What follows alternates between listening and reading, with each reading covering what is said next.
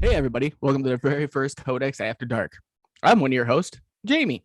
And to whatever side of me, because Tim can't ever figure it out and points in the wrong direction, that's Tim Morse. Hey guys, welcome to the first ever Codex After Dark. Sit down, relax, put some logs on the fire, have a beer, have a soda, have sliced pizza, do whatever you need to do to get comfortable, relax, and let's do this.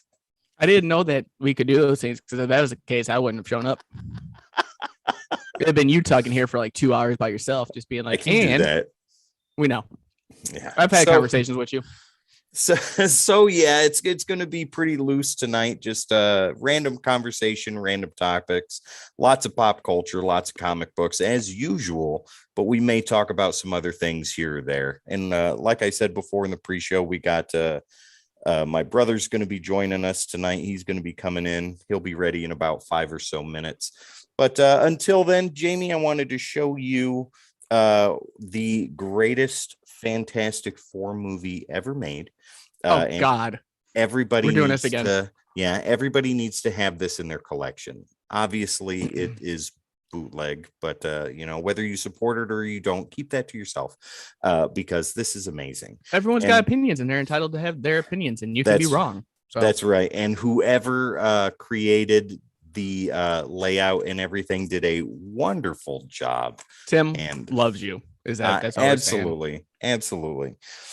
But I wanted to show here too the two trades that I got in the mail. Well, one in the mail, one at the comic store today. So this is one I bought at the comic store today, and I picked up the trade for Maximum Carnage. My son hasn't read this yet. I want him to read it. I love this. I've got most of the single issues for this, so that's something he's going to definitely dive into. And then his big kick right now is Marvel Zombies. So I got... I mean, whose isn't? Right. I got the start, Dead Days, so he's really excited about that. And Black Panther, Marvel Zombies, it was after... Marvel Zombies 1, like right after they consumed Galactus, then they came to the 616 universe and ran into the Fantastic Four at that time, which was Black Panther, Storm, and I don't know who the other two were. Listen, I don't trust the Fantastic Four anymore. When you can take members like what was that one that we reviewed, that single issue? Was it Mephisto versus? Oh, Mephisto versus. I didn't read that. She-Hulk was in there. I was like, dude, and she had a 400 chest, and there's 5 of them. Like, I don't think people at Marvel can count. She's Fantastic Four Reserve. That doesn't make sense. Don't have a 4 in your chest. When you're standing there with the 4 other members, you should be number 5. Spider-Man had a 4 on his chest. Spider-Man doesn't count as a real thing. The bombastic bag man? Oh, yes. Yeah. Okay. Everyone's entitled to be wrong. So it is constantly. Very true. So, okay, I took my kids to the movies today. No, we did not go see Batman. We went and saw Uncharted. Have you had the opportunity to see that yet or no? No, I played the games. You played I already know what happens. Okay. All right. Well, yeah, I've played some of the games, not all of them, but I've played some of them. And here's our opinion on that. So my son gave it a very enthusiastic 10 out of 10. He thought it was absolutely amazing. And Tom Holland was great in the movie. My daughter gave it a less enthusiastic, but still very exciting 8.5. And I gave Grayson. Right. And I gave it a very solid 7. It like I told you earlier today, it's not reinventing the wheel. But okay. I'm just telling you right now. And this is something that's always bothered me. And I don't know why. When people say it's not reinventing the wheel, you can't reinvent it. It's already invented. That's very true, but you can make it better. You can modify it. Well, yeah, absolutely. You can't reinvent it because when something's invented, it's invented. This does none of those things. It's a solid popcorn action flick. The games that I've played, like, I don't know why it's so hard for movie companies to make video games into movies. I understand that video games are extended plays. What up, Tone? Hey, Tone, how's it going? I understand that video games are extended plays and all of that stuff, but it's not that difficult to turn a video game into a movie. You know what I mean? Have you seen Street Fighter? Have you seen Mario Brothers? Yes, and those are prime examples of what I am the not to Koopa King, do. Cuckoo Kachu. Oh my God. Matt is ready to come in. You ready to bring him in? I can't make the exception, so if you want to, go for it. There, All right, let's do it. Master Thing Finger. with this. There he is. Hey, how's it going? Hey, how's it buddy. going, guys? Ladies and gentlemen, this is my brother Matt Slayer. He is a Twitch streamer. He's not streaming on Twitch right this moment because he's here with us. Matt, why don't you go ahead and say a little bit about yourself? Well, I've took a little bit of a hiatus the last couple months. I don't want to say personal reasons. I just haven't had a chance to Personal reasons. Yeah, we'll go there. I did a bunch of different things the last 2 months. Everything from trying to find a new job to I even tried to join the Army. I learned that my education wasn't where it was supposed to be. I actually got it to where it needed to be, but my vision ended up becoming the next hurdle. Matt, so that's if I remember, Mom always said, never dumb yourself down for other people. That's a good point. That's a good thing. Yeah. Unless your name is Jamie. And then you just do the exceptionally low. Well, we got Tony in the chat real fast, Matt. He says, what up? So just want to throw that out there. Hey, what's going on? But yeah, other than that stuff, nothing. Just living and enjoying life the best I can. That's really all. I will be back on streaming soon, though. I have a new game list. Every Monday I do a Monday briefing. I try to get it out as early as I can, about 8:00 in the morning Eastern time. It's just a short rundown of what I have planned for the week, what's on my game list, and what chat might be coming up. I've been trying to push a specific chat. There's a paranormal discussion that I've talked Tim and with you as well. And there's some, like, it's hard to explain, but like there's a reveal I want to do on one of our chats one night with some findings that my little brother had gotten in a graveyard. And I don't want to give too much of it away because I want people to check that out. So that's coming up, and I want you to be a part of it too, Jamie. It's going to be. I'm not laughing at you. A lot of fun. Chad, you can laugh. You can laugh. I know. Chad's got me giggling. Tone wanted me to say as a former Army guy. Tone, congrats on not joining the Army. I really wanted that so bad. I really did. It's okay. My hopes and dreams are canceled every week when I have to show up on here. So that is not true. His hopes and dreams are only canceled when we talk about his favorite movie star to ever grace the silver screen. Oh, I will fight somebody. You don't bring up his name. He's like Beetlejuice. You say his name 3 times, he pops up in a movie you don't want him in. That's true. Like Voldemort, he who shall not be named, but he is going to be in Morbius, and he was the Joker in Suicide Squad. Ooh. Yeah, we don't talk about him. Yeah. You felt the pain there, didn't you? Huh? I did. I seen a trailer for it earlier tonight, and I was like, man, that looks really good. It looks good. But it's like, did we have to go with this person? Did we have to? Like, could we not? I love it. Was there not anybody else we could have chose for this role? I mean, I've got like several on the hand for that. So yeah, there's a lot of I don't know, casting decisions that it just never made sense. And let's talk about that for a minute, Jamie. What just casting did. Go into more specifics besides him. What ones do you think have been done in comic book movies, either from the start or currently? Ezra Miller as the Flash. I can see that, and I can get behind that. He was not the first person I ever would have thought. He wasn't the last person I would have chosen. No, we were talking the previous Justice League, right? Yes. I liked him. Oh my god. Okay, thanks for showing up, Matt. It was good seeing you. I did though. So like the best thing I ever seen from Flash would have to be the CW series. That was literally the coolest. I didn't even like him, but I like the idea of it. I didn't like, because here's my thing, and I've grown out of this. Me and Tim talked about this before, but like I was always one of those people, if it's like not comic accurate, I did not like it. I was there. and it was like blonde hair, blue eyes. It's kind of like Aquaman, but I learned to like Jason Momoa as a person, actor, and I thought he'd be good casting as Aquaman. When you look back, I think of things like Jared Leto, and you're like, how is this guy from Knight's Tale going to be Joker?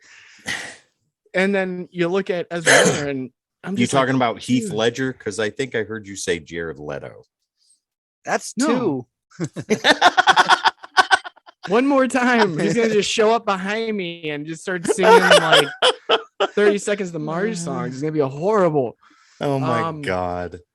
See, I even lost my train of thought there. But no, here. But with like Heath Ledger, I'm like, you didn't think they do a good job. There's a big outrage about it. You know, why is this guy gonna play him? I give people the benefit of the doubt now. As soon as I saw him and heard him speak, I was like, cut him.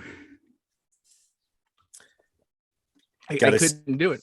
Got to stay hydrated. You know which casting I completely could never get behind, no matter how hard I tried. Arnold Schwarzenegger as Mr. Freeze. I loved it. Take two and call me in the morning. I still cannot get behind it. I have such a hard time getting behind that casting choice. Compared to George Clooney's Batman, I thought Arnold was great. Yeah, that's very true. Yeah.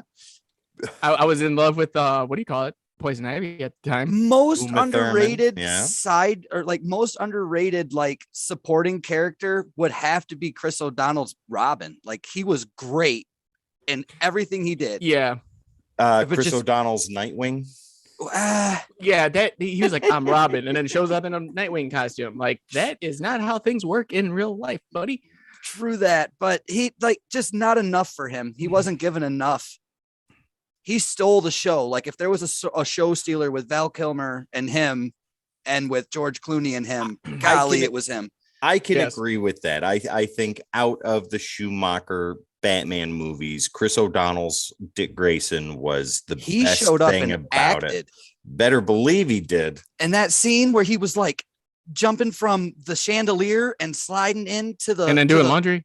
Yeah, I was getting there. Mr. Grayson, I'll take care of that. No, thanks. I take care of my own. He's got this broom, and he's like, it's like the way he wringed out those sweatpants.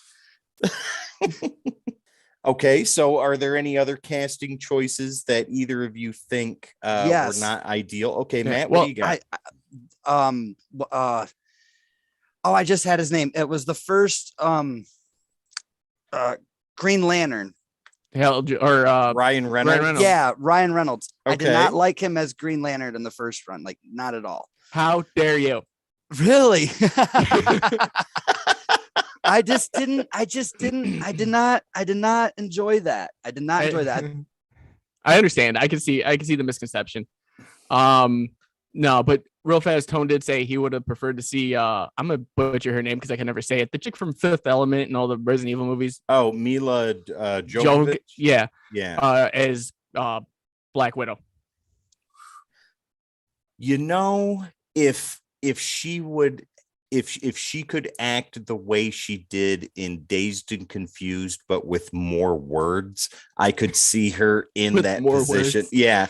But like she did a lot saying very little in Dazed and Confused, and she's one of the best parts about that movie. If she could take that type of serious acting and put it into Black Widow, she'd have been perfect.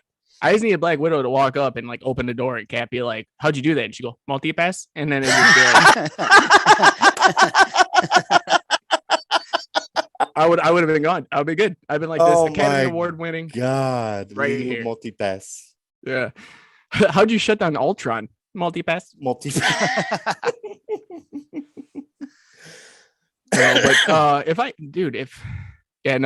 with him, I thought it was a good idea for him. The writing was just bad. Horrible. The script.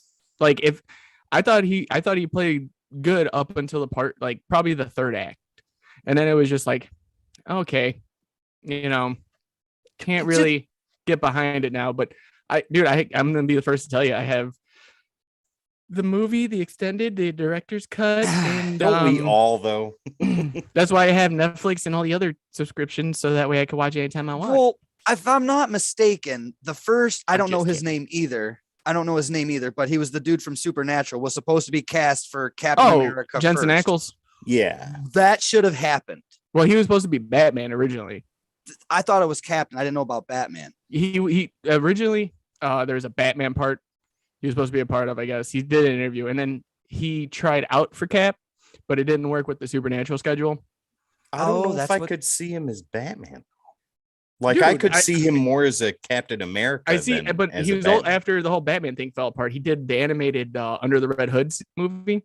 Really? And they wanted him to be they wanted him to be Ben Affleck's Jason Todd. Ooh, interesting. That would have been cool. That would have been really cool. I would have been all for that. Yeah, I need a Jason Todd.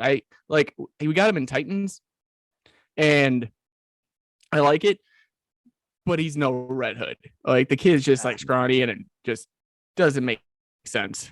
Like, I mean, I'm talking. I haven't worked on like a week, so I'm just living off air and cheeseburgers. So right on. We all are, Jamie. We all That's are. True. You know, and obviously Gatorade. So. But okay, it was like I was to say, it was one of those things where it's like John Krasinski was supposed to be Captain America, and he was the one that was supposed to originally be in it because Chris Evans said no to it originally. And then once they got Chris Evans back, he was like, "I got to get how big?" And they're like, "Bigger." And he's like, "Oh no." Yeah, no, I can't do that. Yeah. Okay, so why? Oh, I'm sorry. Go ahead. No, I was going to say let's turn the tables and see which casting choices were so spot on that their being iconic can't be challenged by any other actors, either past or future. I would say if I had a 3, let's go 3. Okay, I feel like one's kind of like in no particular order, like we do on our show on Wednesdays. Right. If you want to watch us at the Codex station, we catch the podcast every Wednesday, either on YouTube or Twitch. See when I plugs, they're great. No, but if I had to pick 3, it'd be Tony Stark, so Robert Downey Jr. Okay. I would say Chris Hemsworth is Thor. Okay. And then, oh God, Charlie Cox is Daredevil. Okay, that would have been one of my choices. We're staying Marvel. Matt, what would your 3 be? I got to go with the Daredevil. I don't know his name. The Charlie Kingpin. Cox. Well, that would have been one of my choices. Vincent yeah. Yes, like my God, Full Metal Jacket. Amazing. He stole the Kingpin's role, but and then I'd have to go with my second. I think he was written wrong, but I loved him. I don't know his name either. The guy that played Victor Von Doom in the first or the that dude that was in Nip Tuck. Yes, yes. This Fantastic Four? No, not the one that the one after. Because I can't remember his name either. I don't know his name either, but I written wrong, but that guy showed up again to act, and I love the way he brought to life that version. And then you're really gonna hate me. You're really all gonna hate me. It's another guy that just showed up to act, and I loved it as a kid. Tommy Lee Jones is Two-Face. He was not the Two-Face, but I loved that so much. I can see it. Okay. He was crazy and everything that it was.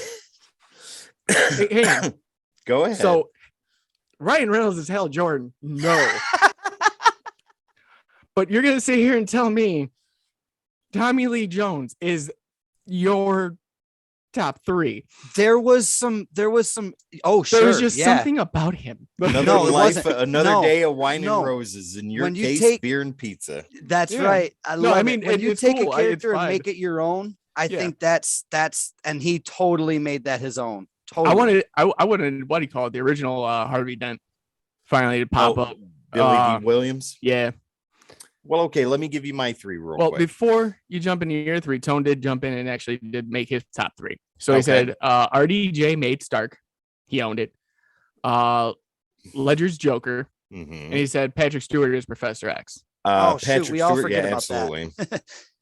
Okay, no, we haven't forgot about him on the show because of the fact that we have to talk about him every week because there's a rumor every week about him being in the new Doctor Strange. That's right. So. Absolutely. So, okay, my 3, Christopher Reeves as Superman. I think that he set the standard for that, and I don't think that anybody can really take that position away. Like Elvis is the king of rock. Christopher Reeves is the first template, the first real template of Superman.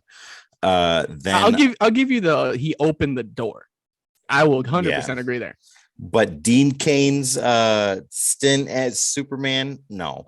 What? He made me a Superman fan. Dean Cain, least favorite. Oh no, Dean Cain. I'm thinking of the Man of Steel Superman. Like Henry. Henry Cavill. Yes. Now Dean Cain. Okay. No. Then I would say I just had it. Shoot. Okay, we'll come back to that. Peter Cullen, the voice of Optimus Prime. That could never be changed, and they tried to do that with the Bayformers when they tried to bring George Clooney in to voice Optimus, and there was such fan outcry that the studio was forced to use Peter Cullen as the only voice of Optimus Prime. So that's one right there. And then I would probably have to say Jack Nicholson's Joker, his version of it. And we've talked about this several times. Like with the Joker, it's just like different iterations. You're just getting, there's different. You never know his true origin. But so I think you can manipulate the character. Yeah, I think Nicholson's was just under Ledger's performance, but as the clown prince of crime, I don't think anybody's done it better. For the era that came out with, that was what that we got in 20 whatever the Dark Knight came out. That was yeah. No, that I mean, when thinking about it, I mean, now that we're like stewing, there's so many that come to mind now. It's like saying like, okay, who would you imagine other than Hugh Jackman as Wolverine after doing it for 17 years? There were people that wanted Danny DeVito as Wolverine. I would have too. No. But like from what do you call it? An alternate reality? No, what's the show's called? It's Always Sunny in Philadelphia. I would have loved him being like, and then I started stabbing. Sneak and then pop, pop, pop. No way. No Danny DeVito other than from an alternate universe. People wanted Dustin Hoffman as Wolverine at one time too. And Dustin Hoffman, even back in the 90s, was too old to play Wolverine. I understand that in the comics, Wolverine is like 2,000 years old. But he looks like he's in his early 40s. All I'm going to say real fast is thank you, Tone, for that comment. I'm not going to read it out loud because people got to look at the shit. Well, I got one for you. It's a little a little wrench in it. What about most shocking? Oh, I was going to say most shocking. Yes. Who's the most shocking? To me, Tone's comment. All right, real fast, Matt. Sorry, Tone jumped in and goes, I think Jack's Joker is okay, but overacted. He's really doing a movie version of Cesar Romero's Joker, and that's the first time I gotta say I have to agree. I disagree with that 110%. This is why you're fired every week on this show. That's right. Yeah. Days since Tim has been fired from Codex, 0. You had a good 3-day winning streak there. I know, but something always gets said, and it's like, Tim, you're canned. Well, I got some stuff I got to do. Okay, well, finish that stuff, and then we'll talk. Okay, cool. I'm still waiting for a Maw 5 review, and I'm working on it. Things are happening over here. 9 years later. Maybe, but we'll see. It'll age well. You're aging like milk. One. Get it done. That's true. But anyways, go on. Oh no! All I was going to say was, how about most shocking actor? Like, and for me, that would have to be most shocking choice. Yeah, like I would have not expected Woody Harrelson as Carnage. I did. That blew me right out. I was like, really? Wow.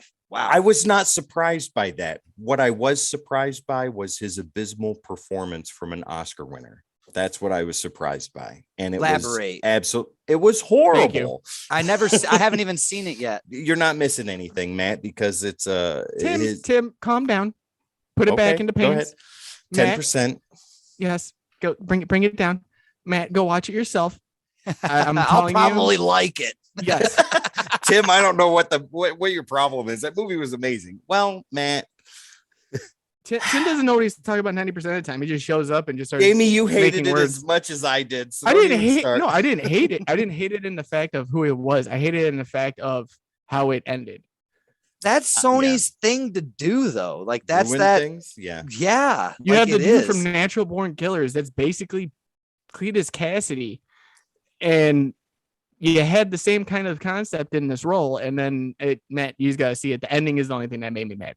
That's why I didn't enjoy it as much as I should have. I was shocked. I was like, Woody Harrelson? Like, really? Okay. Zombieland? So Most shocking. You know whose choice the studio made for the role really surprised me.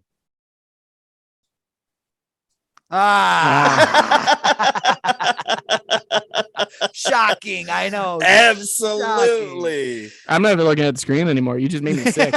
This was one of the most out of left field choices for the Joker ever. But like we said before, though, each iteration of the Joker is something different. And I see this one just sucks. I see this one more as like the gangster anarchist, I guess. Like Ledger's Joker is the anarchist. It's like if 50 Cent was the Joker. Or Ja Rule. 50 Cent would be an awesome Joker. Just saying. That's what I'm saying. He'd be better. If we had yes, I'm in. Sign him up. Yeah. See, now Tim's got no words. Eat him. Ha. I don't have 50 cents, so I don't have a dog in this fight. Ooh. Yeah, right? you don't anymore since you put that picture up. I was waiting for the Tone thought it was funny.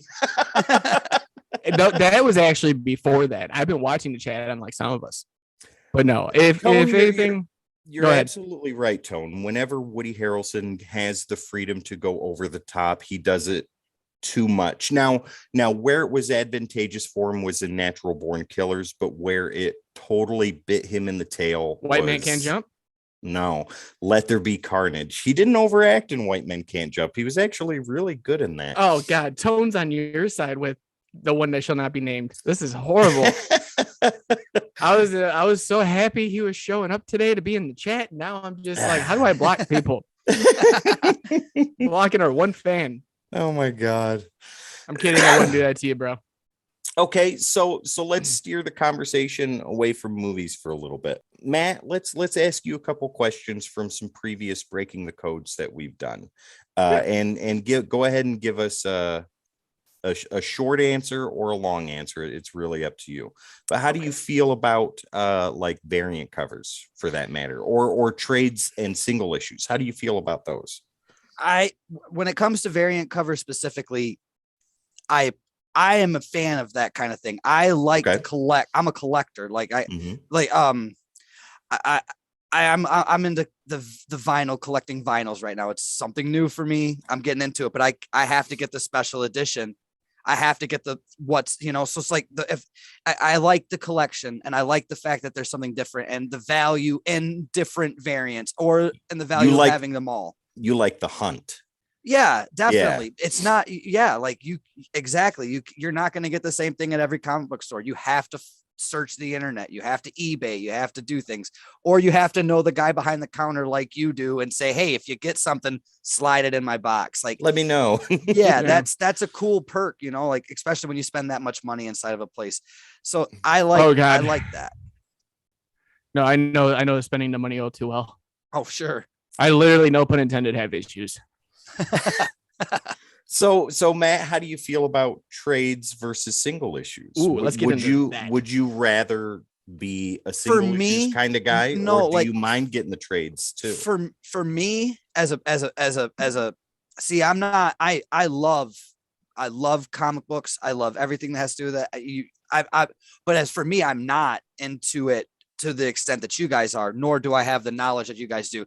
So finding the single issue for me is great, but I want the whole run. I want the whole run. I want it all in one, and I don't want to wait. You want the whole story. Yeah, I don't want to wait. I think I think that 1 month for 25 pages is too short, or it's too long.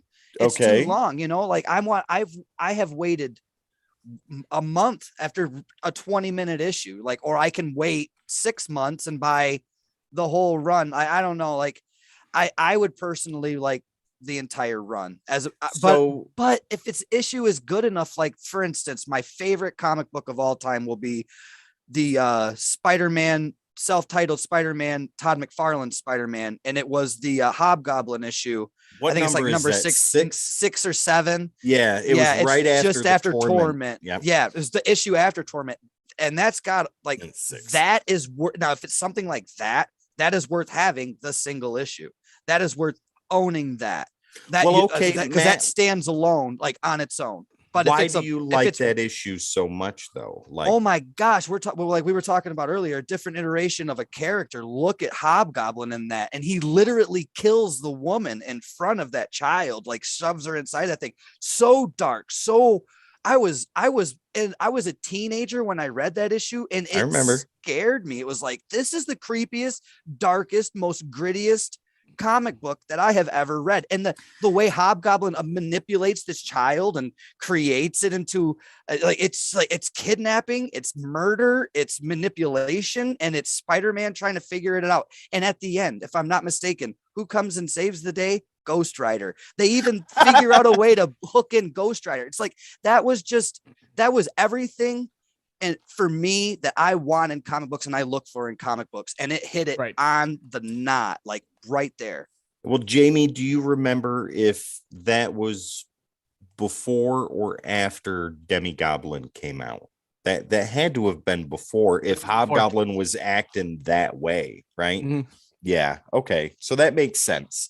But if it's something like that, if it's a standalone issue, that's worth having the single issue. You don't need the rest, but I need all of Torment. I can't live without having the whole Torment series or the Wendigo saga that happens just after that. I couldn't live without having the whole run because it's too good. Wolverine running around in there and like being the real conscious over Spider-Man. Like you can't just have the one issue.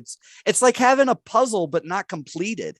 It's like having a CD that skips every other track. You need the whole set. Good way of putting it. No, if you haven't seen the episode, I'm more of a single issue. Like the reason I don't like the whole trade omnibus thing is because of the fact that like you said, I want the whole run in one, if that's the case. And a lot of times with the omnibuses and stuff like that, like they don't collect everything. They'll skip issues. Yeah, and Jamie, you and I have talked about this on multiple occasions of how infuriating that is. And it makes me mad that it's like, then what's the point of having it if you don't have the whole thing? And then they'll cancel, like you'll have right now we're on volume 3 of the very first series of Spider-Man. Right? Yeah. And they've been waiting for volume 4 for like 5, 6, 7 years. Yeah. You know, it is. It just doesn't make sense. I just think, like there's certain issues. Like there's the one that you had on the wall when I was growing up after 9/11, the Spider-Man issue, the black Spider-Man 36. issue. Yeah. That's a standalone issue everybody needs to own. That is a episode of Decoding Panels, ladies and gentlemen, if you ever want to go watch that. Very good episode, one of my favorites, to be honest. But like when you get into like Valiant comic books and maybe some of the Boom stuff, when they do 0 issues, Valiant is Jamie's favorite publisher at the moment. I enjoy their comic books, and I enjoy that I enjoy their comics. I don't enjoy one in particular. Which one? Anything that has to do with a hard skin, I'm not a part of. Exo Man of War. You need Exo Man of War 0. That is a standalone issue worth owning, and it's absolutely amazing. It gives you everything you need to know about it. Yeah. Okay. Without did the artwork too, right? Without having Exo Man of War 0, Exo Man of War 1, and the rest does not make sense. Thank you. It doesn't make sense. I'll try it. I'll read it. I'll see how it goes.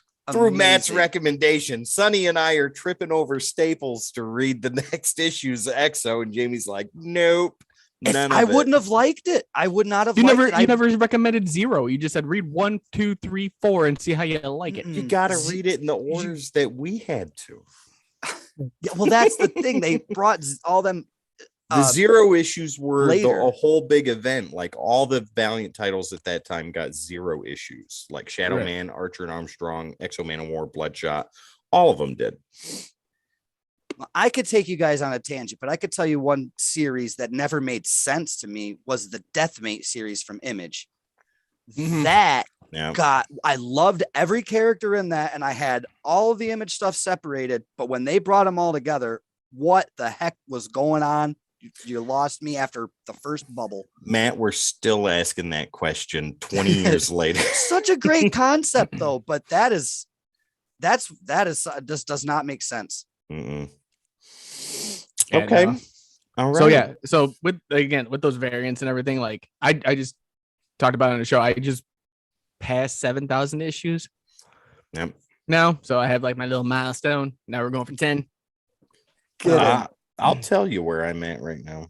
I think I'm at 7,021, if I'm not Matt, mistaken. do you still have all them Spawn comics I gave you so long ago? The Spawn comics are all gone, unfortunately. And that was 1 through 99, I think. I believe oh so. My god, my stomach hurts just thinking about that. I sold them to you for $50, right? Yeah. All of them. 1 through 99. And I wish I knew you then. I trust me. I couldn't. The blue house is where they are. I'm sure they're still there, but I couldn't get back in there when the house sold, so they were lost in the sale. But well, Matt, you and I used to do things like that. Like if someone was into titles more than the other was, it was either hand them over, just take them and read them, have fun with them, or right. I think I might have been short money that time and I didn't want to sell them to nobody. And you're like, just sell them to me, $50. All right, cool. Here you go. I never read Spawn until I got those. I mean, I always liked him, but I never got into him until I got those issues. And I binged on those. I loved them until they had this outer space heaven space station and this anti-Spawn. And then things got really twisted. Like, and that was when the one government agent, the main government guy, I can't remember his name, Trevor Fitzroy villain. Or something. Not Trevor Fitzroy, somebody else. Yeah, he was a villain early on. He became the anti-Spawn. Well, it was the problem. There was they had a different writer writing every story, which was just that it followed, but it wasn't. It just took away from it because you got into one person's way of writing or language, and then you got somebody else's language and way of writing. Right. It wasn't made it hard to get through. Well, let me throw that question out to you guys. And Jamie, why don't you go ahead and take it after I ask it? How do you guys feel about constantly switching out creative teams? Ooh, okay. Good question. It depends. It depends on the creative. Just depends on the creative team itself. Like what was it? Because like if they find a flow, right? Why would you stop it? Exactly. I think like more of along the lines of the Judd Winnick run of Green Arrow. Okay. It was great all the way through. Those are some of the long lasting issues. But when you go to like certain things like New 52 Green Arrow, you had Jeff Lemire who had one of the best runs of Green Arrow. And then same thing with Animal Man. He was on Animal Man as well, if I'm not mistaken, for the first like 10 issues. Yeah. And then they changed creative team. And the book was so good. I bought all the issues. It was amazing. And then just kind of did something. And it was Swamp Thing in New 52 was tearing up the charts too. And that was also written by Snyder at the beginning. Right. And he went, I think, specifically on Batman. Right. Yeah. He was on Detective. And then he went to Batman title and just killed Batman. Like it was just badass story after badass story. Yeah.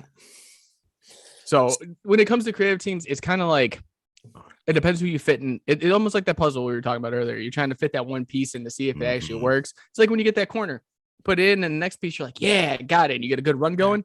Then it's just why is this the middle piece trying to go on the end? Like it feels like that to me.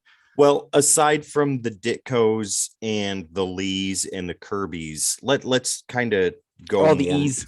Right. Let's go more modern era. Who do you think has been the best creative team in comics that you can think of? Because I can tell you who's on the top of my list. Well, tell us who's on top of yours. What we think then. I think the Bagley Bendis run on Ultimate Spider-Man is some of the best modern comic books ever written. Okay.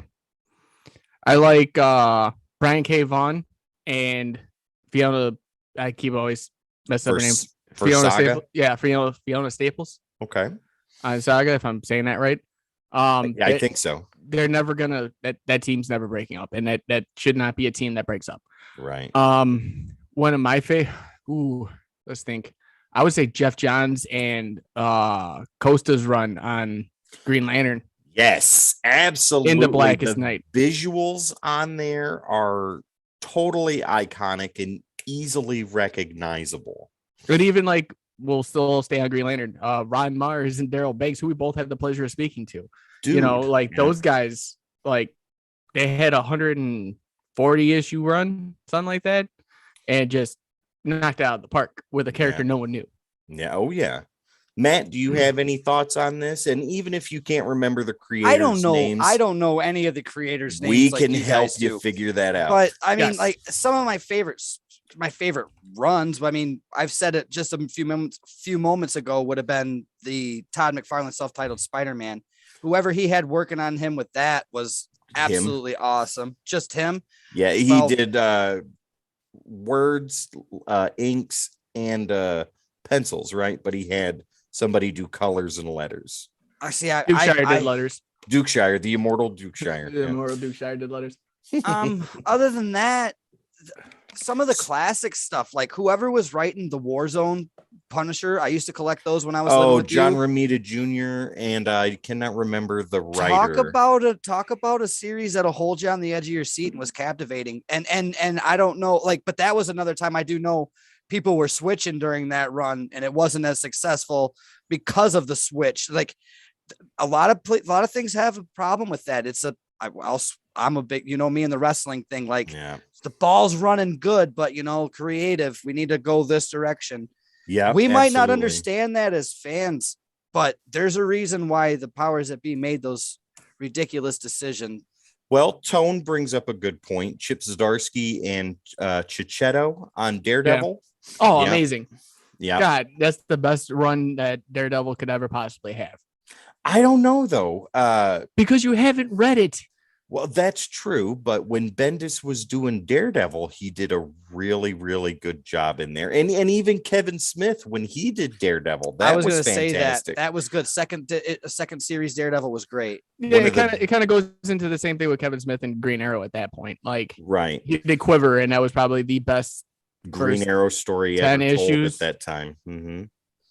But see, Mark Waid, when he was writing Daredevil, Matt, in the one that you and I were reading. Yeah, whoever was on that team, that was Waid, and Mike Allred came on for artwork later on, but I don't remember who was doing it the first couple of issues. Who did that? I think it may be 4 issues. It was a Silver Surfer MK Knights issue. Requiem.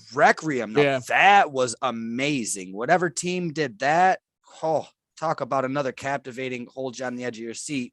But see, that's like just the mini though, because all Requiem, I think, was one of those. That was just a spin-off, I think. Well, Jamie, help me out on this. That was one of those end days, the last days of when they were doing that, like Spider-Man, the last days of Wolverine, last days of the X-Men, last Fantastic Four. They did the kind of the same thing in the end. They did a whole bunch of like, right there. That was it. Yeah. It was like, Hulk, and it was like the end is like, what if Hulk was the last person left alive? Yeah. And then it was the last Avengers story ever told, and all that stuff. You had like, what was it? God, Venom, and it was like Venom Beyond, and he's like a cyborg, but he still latches on because Eddie Brock's mind still. It was crazy. Whoa. It was too much. Wow. Okay, so we've been kind of all over the place here right now. Jason Aaron and Asad Ribic on Thor. I wanted to bring that up too. Tone hit it right on the head. I haven't read that. Chuck Dixon and Scott McDaniel on Nightwing. Haven't read that either. That Tone was good.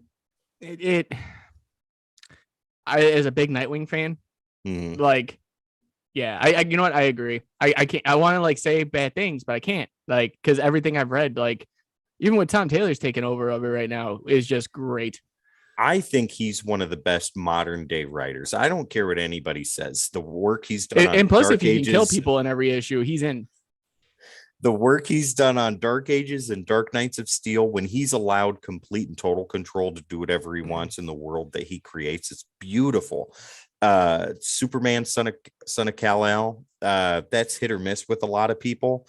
It's kind of middle of the road for me. It's not anything I'm super impressed with, but it's not anything I'm going to toss over to the side either. Tone, we do not talk about Bendis on this show.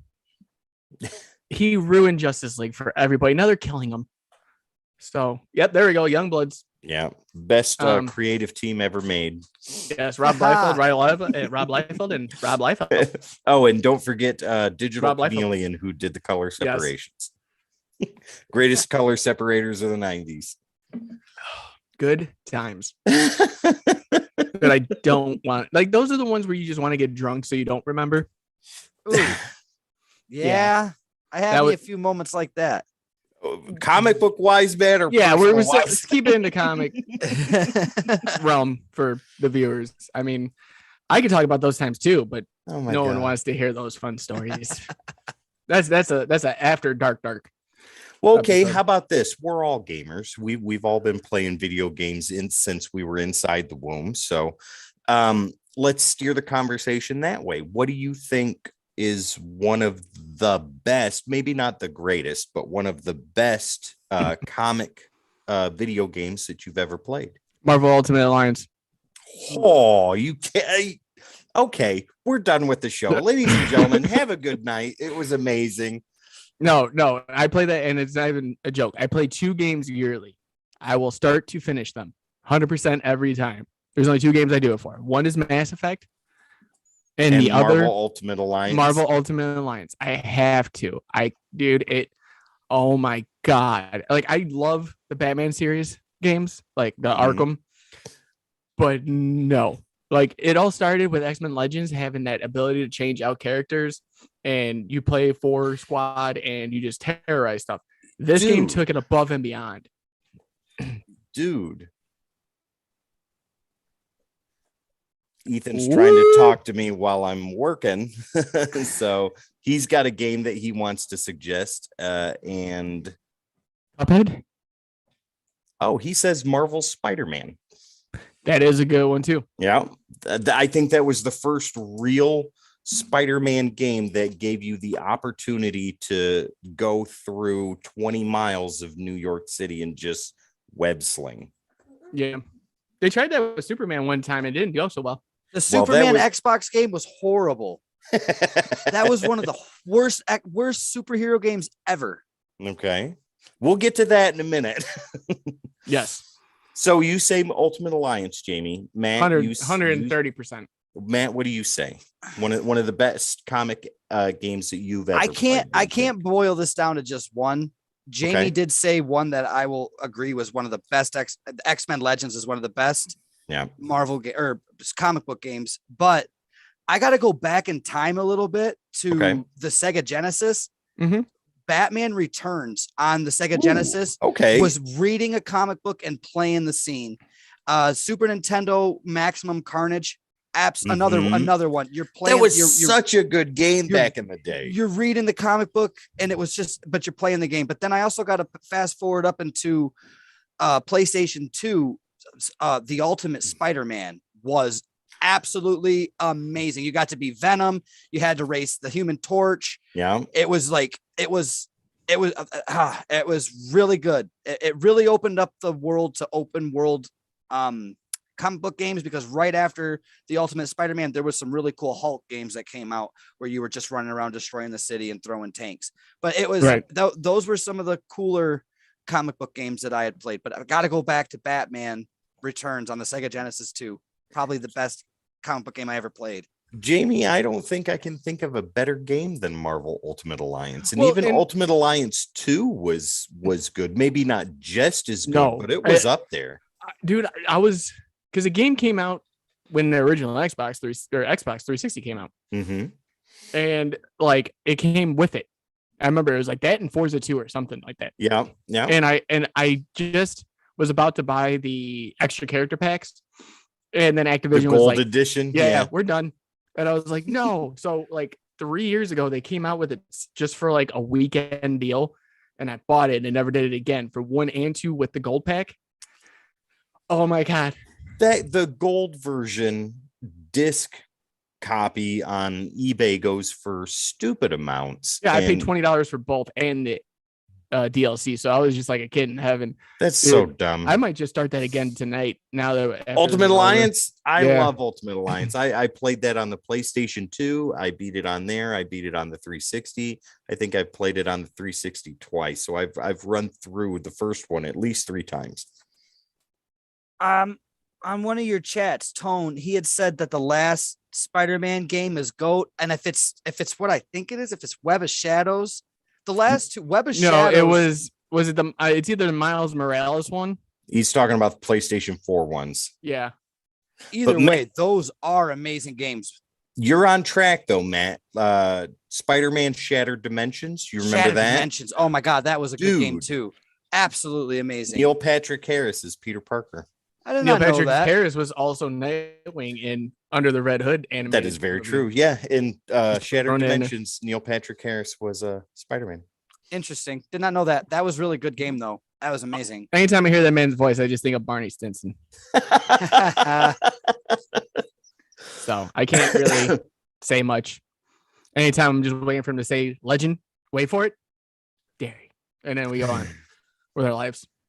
Let's move on, ladies and gentlemen. Yeah. No, I mean, game wise, like I just recently got back into gaming. If for those that don't know, like I just started playing again, trying my best. My ADD keeps kicking in with Tim over here because he keeps changing his background every 30 seconds. Well, we're in some good conversation, and I want the background to reflect that. We're talking about games still, and you're throwing mall rats in the back there. Hi, chocolate covered pretzel, but no. What was I saying? Oh, with games, like I just got back into it, and I've been buying so much that it's like I haven't had time really to sit down and play anything. And it's like I have all these games. Which do I start with? And you don't know. And it's like, do I go live on Twitch and just not talk to anybody, or do I just like do this? Like, there's so many avenues. Like we did have Codex Gaming for a bit there. That got put on the back burner until we started getting subscribers up and viewership. But that's something I still want to do. I might just jump on just to play for a little bit, just to do it. You're right though, Jamie. You're right. Like it is really hard to be sitting here and to stream on Twitch and have nothing to talk about. And like I just could ramble and then I'm just constantly repeating what I'm doing in the game that the people already see. But that's a lot of what it takes. That's what they're looking for. They're looking for you to spend time with them, explaining what they're seeing. And if you can do that, you're golden. But to continuously stream on gaming is actually mind numbing. It really, really is mind numbing to just continue to sit there an hours. Like I can only do an hour game at a time. And I it's like my mental clock is like, okay, I have to back away from this. But then I beat what was it? Guardians of the Galaxy. Yeah, we watched half of that. Yeah, and I played the entire installment on our page. And no one, like I was talking to everybody. Tim and Ethan were in chat most of the time. We had it on the television. We were sitting there watching you play the whole time. Yeah. And half the time, like it was just them. It's like, okay, I can talk to these guys. That's fine. But then it was like, well, if I got no one coming in and I'm trying all these tags and I'm doing all this work, it's like, I already put a month in this and we didn't gain any viewership. My Twitch channel, I am very impressed with it. I don't understand how I get the feedback that I do. I don't understand how I get the live views. Send it this way. I don't get it. I have no idea. I put the corniest little tag and I play. And I will have, sometimes I'll have, I don't know. It's amazing to me the feedback I get during gaming and chatting on there. And I don't know where it comes from. I don't know where it comes from. Like right now, for instance, we have Tone in the chat. Tone has been a big supporter of us since he found us. And the dude is, quite frankly, my favorite person in the world. Sorry, Tim. I'm okay with that. If Tone takes the position of favorite person in the world, I will not contest. Oh, and by the way, Tone, real fast, I'm gonna let you know in about a week, I'll be hitting you up. what do you call it? Be aware because we got something for you, bud. So I want to make sure it gets to you. But no, like just working constantly, like already with all the editing, all the ideas, all the interview processes we got to go through, like, hey, we got scheduled these person for this day. We're getting to the point now where it's like, if I have time to game, it's got to be worth it. Like, well, I don't want to be sitting in the chat with nobody. Like, we have someone that's actively talking right now. If I have someone on here, if I got four, like say, if ever in my life I see 20 viewers, on one game and no one's talking, that's a loss for me. Like, well, Jamie, it really kind of goes into the amount of work that not only you put in, but that we all as a group put in, because it doesn't stop. And people need to understand that. Like you guys do not understand. You guys don't understand the amount of times I called poor Tim, at 2 or 3 in the morning because I don't sleep and I have an idea and I need to throw it at somebody. I have a 9 to 5. I call Sonny a 9 to 5. It's just like the same thing. Yep. And when we talk on the phone, yes, we have regular conversation, but that's about 30 seconds before Jamie's like, okay, I got an idea. And fancy that, Jamie. I've got a bunch of them and I want to tell you about them. So so if you haven't seen a Matt, it's called One Shots, where it has one creator, one question. Okay. Yep. You know how that came about? Okay. I was drinking and Tim's like, and I'm editing and I'm already feeling good. And Tim's like, hey, you want to jump on, Zoom? I think we were doing Skype at the time. Skype. Yep. And I'm like, sure. So all you see is me doing this, clicking, trying to edit, get stuff, a little sippy sip here and there. And we were just shooting it at that time. Just talking. And he was saying something about Stash My Comics and Todd McFarlane, because this is Pride and Joy. Yes, it is. Anybody else in here interview Todd McFarlane for an hour and a half? Go ahead and raise your hand. Mine. I body slammed Ricky Morton. I'm waiting here. So don't worry. I got Daryl Banks to 12th. Gotcha. Speaking of everybody that's watching, Daryl Banks is going to be on the episode of the podcast for a live interview right here on YouTube. We decided that we're going to go live, and it's going to be a full episode. So about an hour and a half. Knowing him like he did for us last time, it was a 7 to 10 minute thing, and he gave us an hour and a half afterwards. Yeah. Amazing. But we were sitting here and he was talking about it. I'm like, we can get people. And Tim's like, yeah, we can. And I was like, yeah, but here's the problem. I don't want them to think we want them on for an hour. And he goes, okay, what's your idea? What are you thinking? I'm like, one question, one creator. We call it One Shots, like a comic. One shot comic. Well, we took it a little further than that too. Yes, we did. Yeah. And Tim's like, oh, yeah, hey, Tone, real fast. Matt, Tone asked, what you body slammed Ricky Morton? Tell the story. We'll get back to it. Oh my goodness. Okay. You're a god. Wait a minute. Jamie, finish this because you're almost done, and then Matthew go into the 2-hour conversation. It's not going to take 2 hours. I can shorten that really, really quick. Then tell Tone how you met Jerry Lawler too. Yeah, I can do that. Yeah. I can do that. So we're sitting there, and I'm just, dude, I'm digging. I'm going, like, my mind is like, I'm just rattling off like consistently, and Tim just like, okay, yeah, and I'm like, does that sound like a great idea? And he just paused for like a moment. He's like, dude, how did you just do that?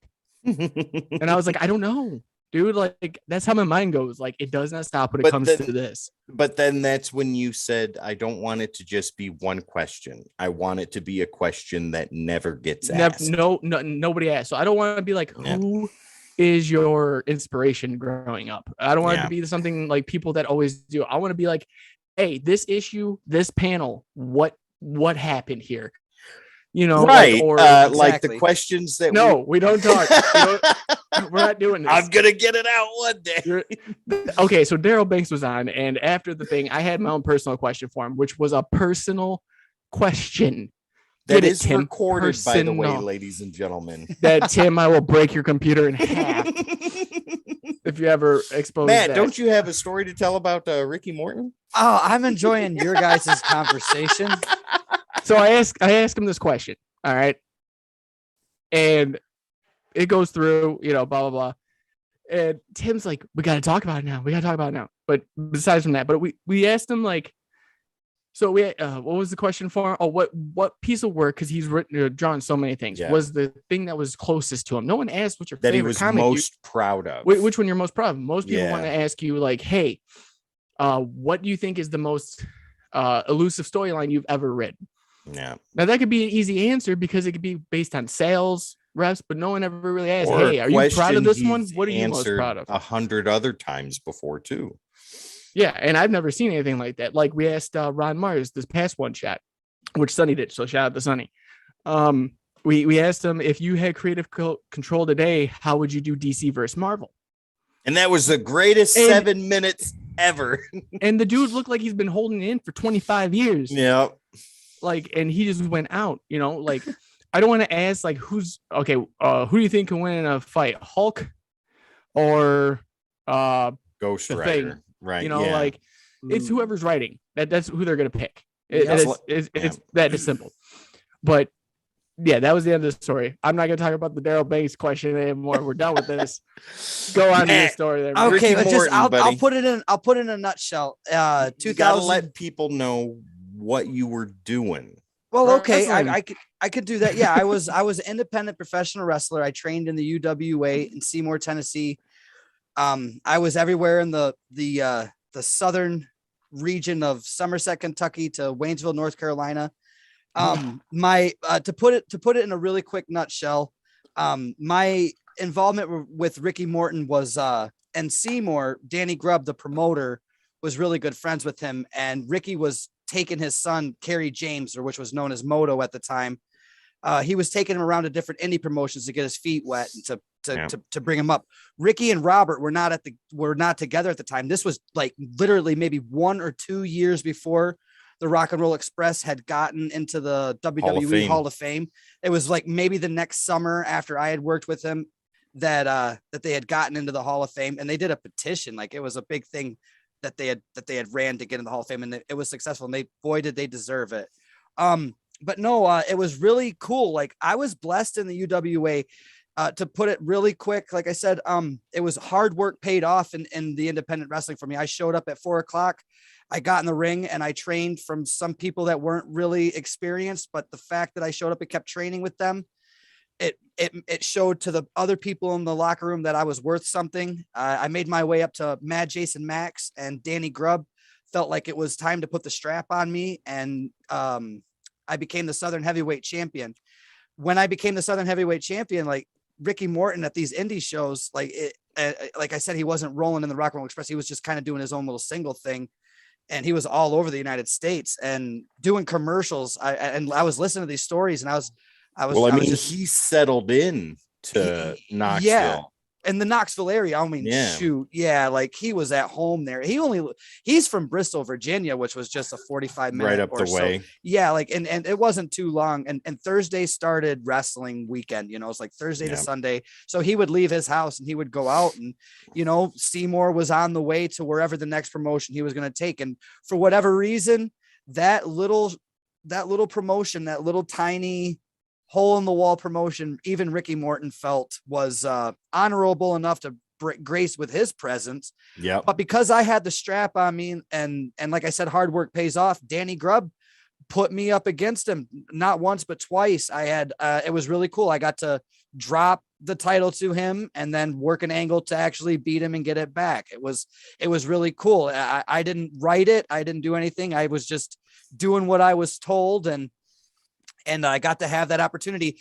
That was, it wasn't like I got to body slam him. I got to work at least 15 minute segments with him at UWA. But now, the most iconic moment of that would have been when he had called a sunset flip. Yeah. He had called a sunset flip, and I was thrown into the ropes. And as I was coming back to do the sunset flip, I don't know how I didn't do it. I didn't jump over him correctly. Somehow I ended up on his shoulders, and he questioned me. He's like, "What are you doing, kid?" And I said, "I don't know." And he literally dropped me on my head, and he brought one fist down, two fists down. And as he grabbed me by my hair and picked me, he said, "Do you understand why I'm doing this?" I said, "Yes, sir." And and we got into the back after that match. He's like, baby boy, you understand why I did that to you? You get what's going on out there. And I said, yeah. And he says, okay, we did good, but I need you to be on point. And I really got a lesson that day. I got to be with more than just Ricky Morton. I was with Sanjay Dutt from TNA, Samoa Joe.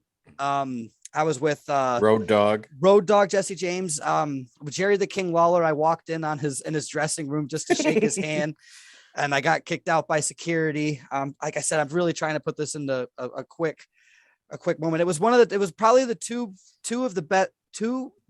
best 2 years of my life was probably when I was wrestling in the Indies.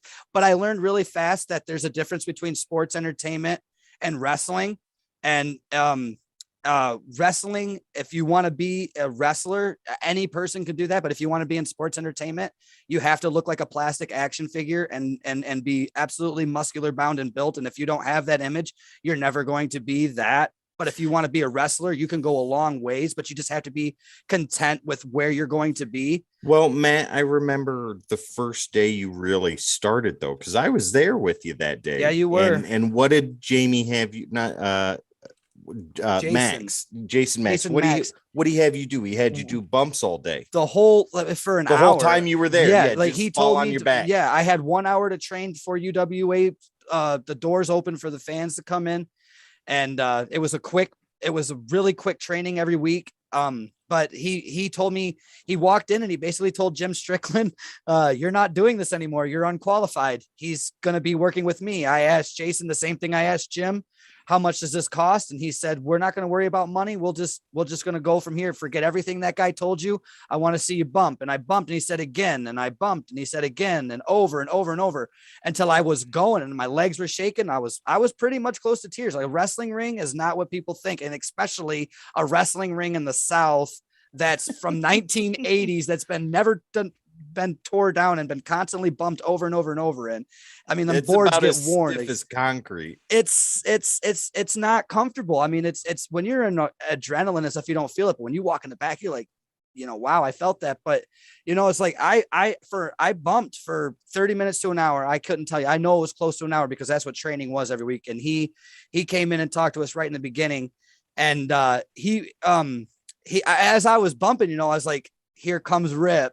Here comes J Mac McMurray, here comes Sean Schultz, and all these guys start circling around the ring as Jason's telling me bump, bump, bump. And they're just standing there cross-armed and they're watching me like go through this, seeing if I can handle it. And I learned a valuable lesson that this isn't for everybody. And I watched many men and women come in that door and walk back out that door, and I never seen them again. But my most favorite thing about being in the Indies, my most favorite thing about it was all the wrestlers you see on TV, when you don't see them on TV, they're in the league that I was in. And you never knew, no matter what shack, what gas station parking lot, what broke down grocery store, what boys and girls club you're wrestling in, you never know who's going to walk through that door. And I was with some really amazing people because of that. And you're on the same league. It doesn't matter if Road Dogg Jesse James was selling his product in WWE when you are at UWA and he's on that card, and there's you're on people in the stands. Yeah. And you're on that card. You two are on the same league. And then that's my favorite thing about wrestling and the Indies is whether they're in WWE or not, the product that they're selling with you is the same level as yours. And that's why there's tradition. You walk in, you shake everybody's hand, even those guys, Al Snow, all of them, they shake your hand. You show respect. You're showing disrespect, and you will get pushed out of that locker room very fast. One of my favorite stories from when you were wrestling was the one with Sabu. Yeah, he joined our training.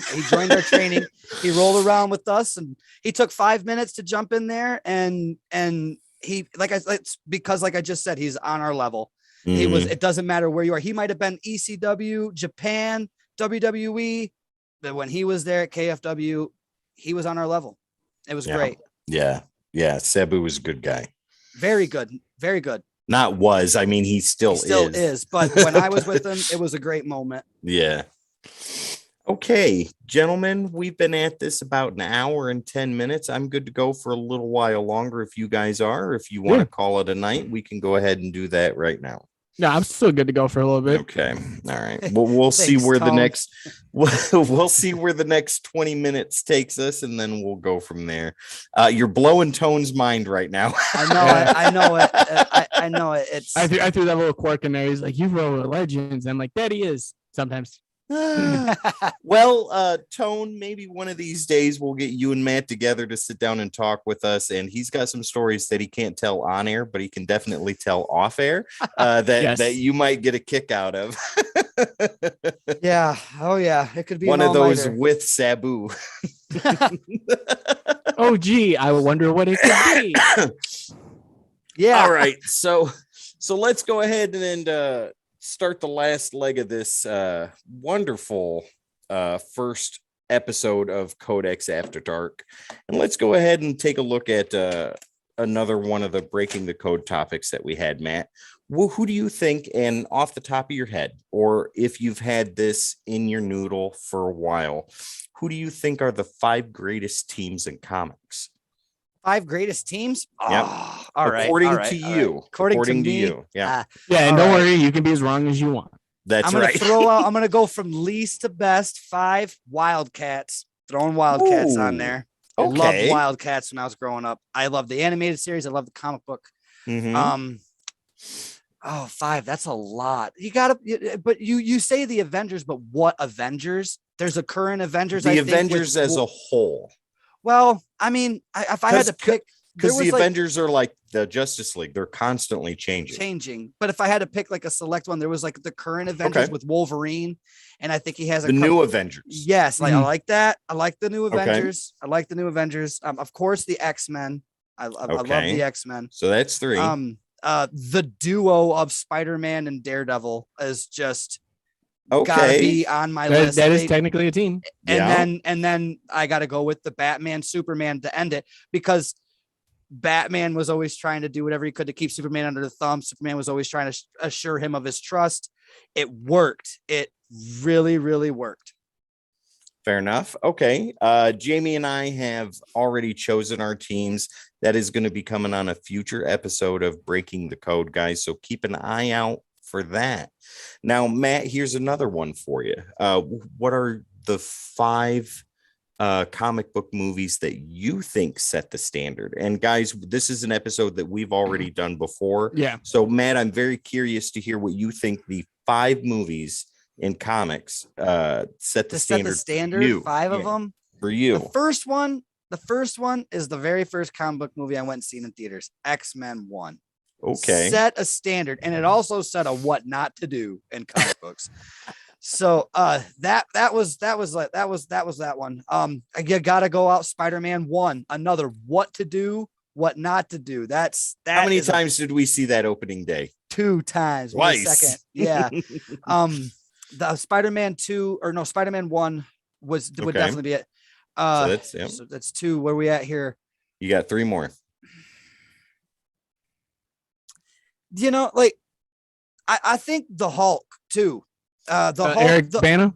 The Eric, yeah, the one that had Tony Stark at the end of the credits. Oh, that was the Incredible Hulk. The Incredible Hulk. Yeah, the Incredible Hulk. I want to say that because that was the door into just that was a that starting point for the Avengers, basically. Yes. Where Iron Man opened the door a little bit, Hulk pushed it the rest of the way. I put that on a list because like that was like a door getting kicked open. So okay, so 2 more. So I got 2 more. Set the standard for you books, for you. Me. Yeah, I would say Daredevil from back in the day. I would say Ben Affleck's Daredevil. Ben Affleck's Daredevil, only because it set a standard because it's another what not to do. Yeah, especially when you're blind and something goes off over here and you're like, yeah, it's like, okay, I like this is a standard, it's a standard. We don't want to do these things. But then overall best standard to comic book movies, The Punisher, Thomas Jane. Thomas James. Yeah, that was the best. That is amazing. That was on Jamie's list. When you have a person that actually loves the character and knows the character's background, makes all of the difference. Yeah, very true. Very true. Tone and I have watched the same movies, so Yeah. So Tone says Superman the movie, The Dark Knight, yeah, Blade, Blade, Spider-Man 2, yeah, and the first half of The Winter Soldier. And I said the whole thing, you mean? exactly. The Winter Soldier was really good. Yep. Oh yeah. Made my list. Yeah. Like you said, Jamie, what did you say that not was not only a superhero movie, but It was a spy movie. a spy action thriller, Yeah. all Yeah. thrown into 4 different things meshed together very, very well that set the standard for And what you had Marvel Bulky. movies could be. And not Bucky, it had Bulky. His arm was like out to here. Guy was punching through concrete walls without even an That's attempt. very true. That's very true. So, Okay, so that's well- a pretty solid list, Matt. That's all right. So since we're going to be ending this here shortly, I'm going to ask one big question to you Okay. guys. I'll let Tim take it, then you get Matt, then I'll go. Okay. With comics right now, and it could be anything.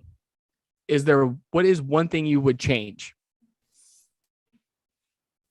And it could be anything you guys could think. Like if you guys don't like the way papers is for certain issues, or it could be like a certain letter, Okay. stuff like that. I've got it.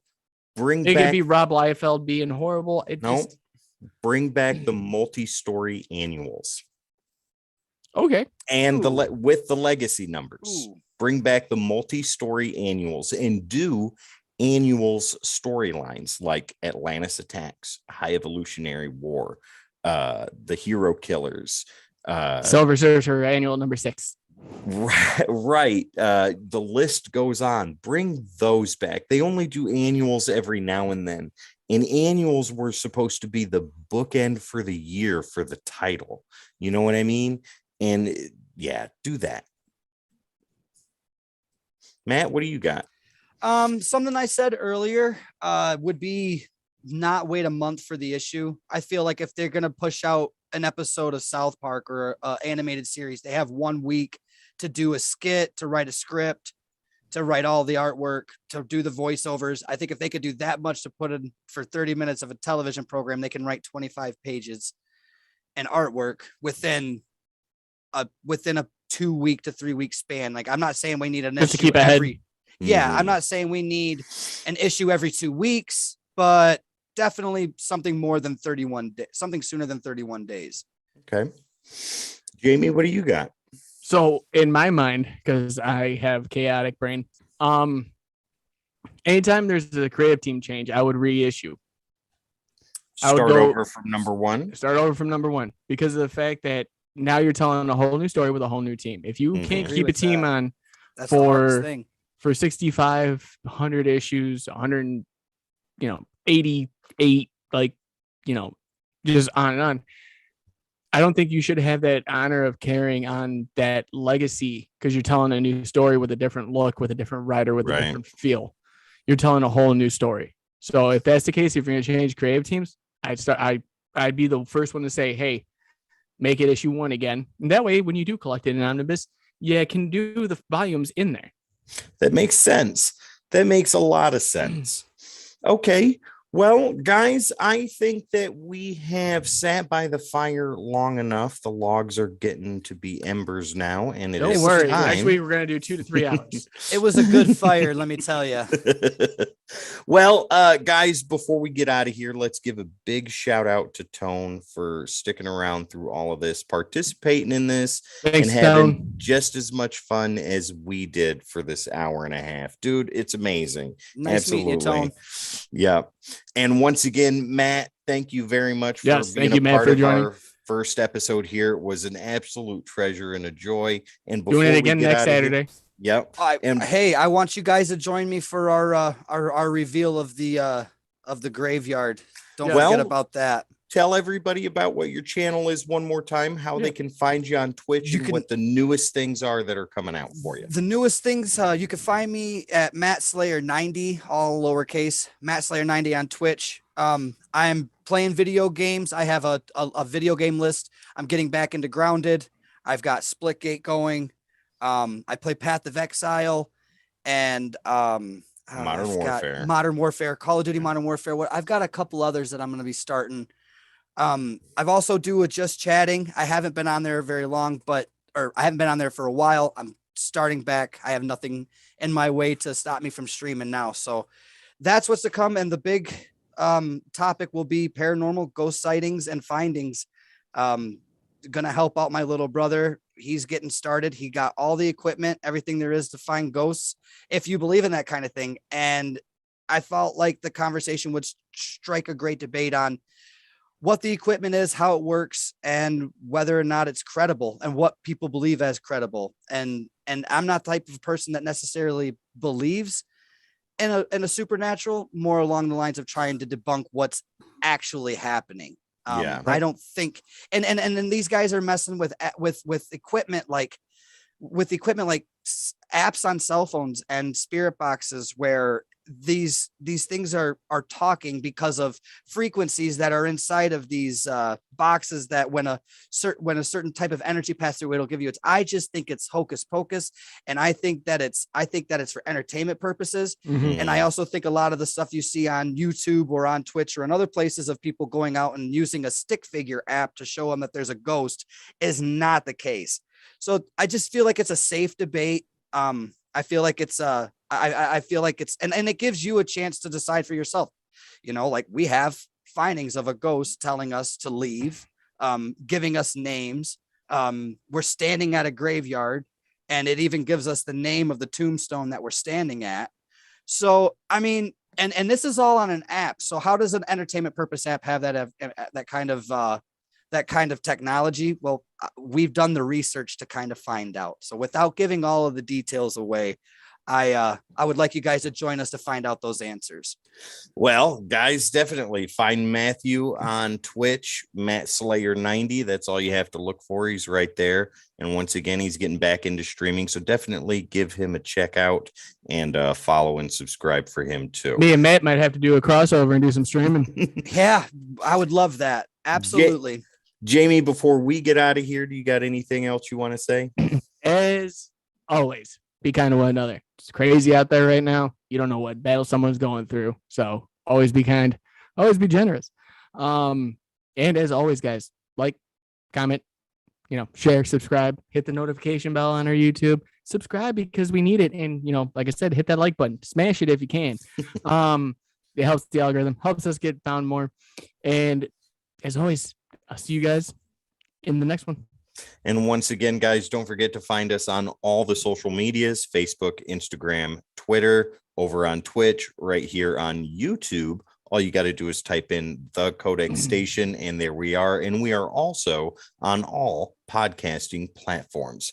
Everything will be up to date, by the way, by the end of this week, because no one's been going on there. So if people start going on to Spotify and listening, I'll keep adding them. We're there. So definitely, if you're not following us on Twitter, follow us there. If you don't subscribe here on YouTube, give us a subscribe. We got a lot of great things coming your way and a lot of great things in the archives for you to check out as well. Once again, my name is Tim. This guy over here is Jamie. Down below is our special guest, Matt Slayer 90. This is Codex After Dark. Ladies and gentlemen, you have a great evening.